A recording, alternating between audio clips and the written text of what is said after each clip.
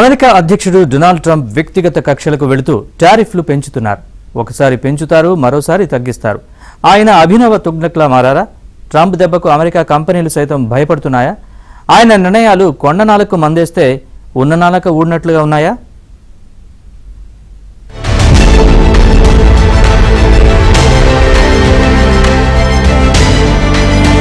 పద్నాలుగవ శతాబ్దపు పిచ్చి తుగ్లక్ను గుర్తు తెస్తున్నారు అమెరికా అధ్యక్షుడు డొనాల్డ్ ట్రంప్.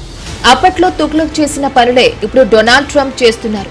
వాటినే చాలా గొప్ప నిర్ణయాలంటూ గొప్పలు పోవడం, ఆనక నాలుక ఖర్చుకోవడం, సొంత ప్రజలకే నష్టం చేయడం ఇద్దరికీ అలవాటు. ఫలితాలు ఎలా ఉండబోతాయో అంచనా వేయకుండా నిర్ణయాలు తీసుకుంటున్నారు ట్రంప్. తన మాట వినని వారిని తుగ్లక్ దండించేవారు. ట్రంప్ టారిఫ్లతో దండించాలనుకుంటున్నారు.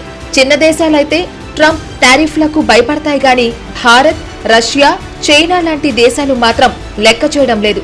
దీంతో ట్రంప్ కోపం నశాలానికి అంటి మరిన్ని పన్నులంటూ రంకెలేస్తున్నారు. సార్వభౌమాధికారం ఉన్న ప్రతి దేశం తమకు నచ్చిన దేశంతో వ్యాపారాలు చేసుకోవచ్చు, ఒప్పందాలు కుదుర్చుకోవచ్చు. ఈ చిన్న లాజిక్ ను సైతం అర్థం చేసుకోలేకపోతున్నారు. Follow up on the India tariffs. Do you expect increased trade negotiations, since you've announced the 50% tariff? No, not until we get it resolved. Mr. President, the President has been very clear in terms of the concerns he has regarding the trade imbalance, regarding the concerns he has when it comes to the purchase of Russian oil. He's soon to take action directly on that, and I refer to the President's comments for that. India is a strategic partner with whom we engage in a full and frank dialogue. That'll continue. The Secretary also spoke to that.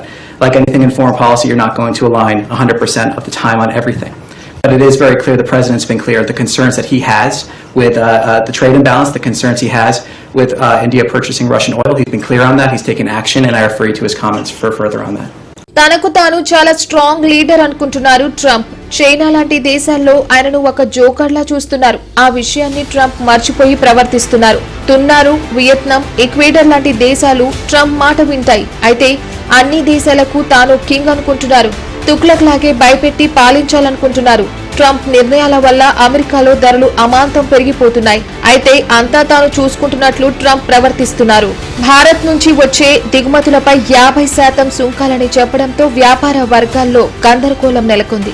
ఈ భారాన్ని ఎగుమతిదారులు చెల్లించాలా, దిగుమతి సంస్థలు మోస్తాయా అన్నది తెలియని అయోమయం నెలకొంది. ఈ పరిణామాల నేపథ్యంలో అమెరికా రీటైల్ వ్యాపార దిగ్గజాలు అప్రమత్తమయ్యాయి.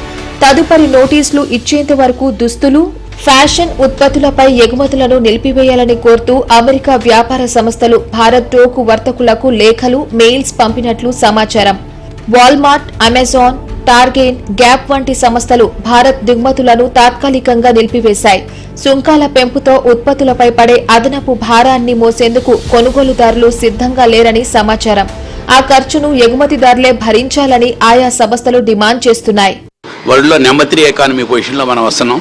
ఈ యొక్క దాన్ని వాళ్ళు తట్టుకోలేని పరిస్థితి. వాళ్ళ ఉద్దేశం ఏంటంటే ఎప్పుడైనా ఇండియా అనేది వెనుకబడి ఉండాలనేది వాళ్ళ ఉద్దేశం తప్ప మనం డెవలప్మెంట్ అయ్యి వాళ్ళతో పాటు సమానంగా ఉంటామని చెప్పేసి దాన్ని వాళ్ళు జీర్ణించుకోలేని పరిస్థితి. అనేక కంట్రీస్కి, విదేశాలకు అనేక ఆర్గనైజేషన్ ఇది ప్రొడక్ట్స్ లైక్ గార్మెంట్స్ కానివ్వండి, రొయ్యలు కానివ్వండి, ఆర్నమెంట్స్ కానీ ఇవన్నీ మనం కూడా అనేక దేశాలకి ఎగుమతి చేస్తున్నాం. ఈరోజు రొయ్యలు అనుకుంటే వాళ్ళు 20% అమెరికాలో కన్జంప్షన్, 80% ప్రపంచం అదర్ దేశాల్లో మన కన్జంప్షన్ ఉంది. మనం వీ నీడ్ నాట్ వరీ దీని గురించి. డెఫినెట్గా ఓకే, ఇమ్మీడియట్గా దీని మీద మనకు ఒక 15-20% ఎకనామిక్ యాక్టివిటీ మీద ఎఫెక్ట్ ఉంటుంది. కానీ లాంగ్ రన్లో ఇలాంటివి వాళ్ళు ఏం చేయలేరు. కారణం ఏంటంటే మనకి ఆల్టర్నేటివ్గా మనం ఎలాగూ అదే అదర్ మిగిలిన దేశాలకు ఎలాగ మనం ఎగుమతి చేయగలం, దానికి సంబంధించి విదేశ అదర్ మార్కెట్స్ని మనం ఎలాగ క్యాప్చర్ చేయాలనే కాన్సెప్ట్ కూడా డెఫినెట్ చేస్తాం. ఇప్పుడు అమెరికా ఉంది కాబట్టి మనం అదర్ కంట్రీస్ ట్రై చేయలేదు. వాళ్ళు ఇక్కడ తిరుపూర్ కానివ్వండి, విశాఖపట్నంలో, ఈవెన్ అచ్యుతాపురంలో ఉన్న వీళ్ళు బ్రాండీస్ కానివ్వండి, వీళ్ళందరూ కూడా వీళ్ళకి సంబంధించినవి కూడా అమెరికా కాకపోతే యూరోప్లో మనం వాళ్ళు అమ్ముతారు. సో పెద్ద ప్రాబ్లం కాదు. టెంపరీగా మనకి ఇండియాకి సెట్ బ్యాక్ కానీ లాంగ్ టర్మ్లో ఇండియా అనేది చాలా స్ట్రాంగ్గా ఉంటుంది. ట్రంప్ సుంకాల పెంపుతో అమెరికాలో భారత్ ఉత్పత్తుల ధరలు దాదాపు 30-35% మేర పెరగనున్నాయి. కొనుగోళ్లు ఆగిపోతే మన దేశం నుంచి అమెరికాకు వెళ్లే ఆర్డర్లు 40-50% తగ్గే అవకాశం ఉందనేది వస్త్ర పరిశ్రమ వ్యాపార వర్గాలు అంచనా. ఫలితంగా ఆయా రంగాలకు $4-5 బిలియన్ మేర నష్టం వాటిల్లనుంది. భారత్ లో Welspun living, Gokuldas exports, Indo count, Trident వంటి ప్రధాన టెక్స్టైల్ ఎగుమతిదారి సంస్థలు తమ విక్రయాల్లో 40 నుంచి 70% అమెరికాకే పంపిస్తున్నాయి.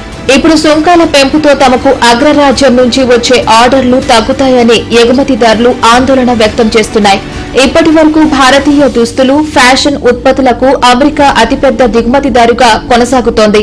2024 నుంచి 2025 ఆర్థిక సంవత్సరంలో మన దేశం నుంచి ఈ రంగంలో $36.61 బిలియన్ ఎగుమతులు వెళ్లగా ఇందులో 28% అమెరికాకే చేరాయి.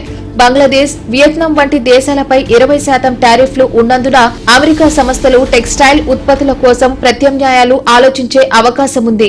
మేజర్ ఎకనామిక్ కంట్రీస్ చైనా కానీ, అదేవిధంగా అంటే పాపులేషన్ పరంగా కానీ, తర్వాత ఎకానమీ పరంగా కానీ ఇండియా, చైనా, రష్యా చాలా అగ్రగామిగా ఉన్నాయి అనేక రంగాల్లో. భారతదేశాన్ని కంట్రోల్ చేస్తూ ఉంటాం అని చెప్పేసి ట్రంప్ గారు ప్రగల్భాలు పలుకుతున్నారు. అయితే భారతదేశం ఒకవేళ దానికి సంబంధించిన ధీటుగా మనం స్పందిస్తే అమెరికా రాజ్యం యొక్క ఎకానమీ అనేది అతలాకుతలమయ్యేటువంటి అవకాశం ఉంది. మేజర్గా ట్రంప్ సుంకాల పైన జీడిపిలో 0.3% తాత్కాలికంగా, దీర్ఘకాలికంగా చూస్తే మనకి 1%, అంటే జీడిపిలో 1% తగ్గేటువంటి అవకాశం ఉంది.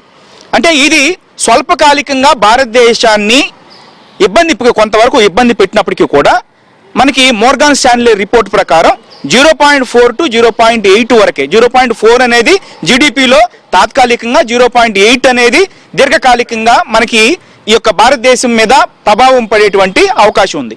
మిగతా దేశాలతో ఎక్స్పోర్ట్స్ ఎలాగున్నాయి, ఇంపోర్ట్స్ ఎలాగున్నాయి, ఆ అవకాశాలు కూడా పరిశీలించి ఆర్థిక పరంగా అదేవిధంగా ఫారెన్ పాలసీ పరంగా ముందుకెళ్తే బాగుంటుంది.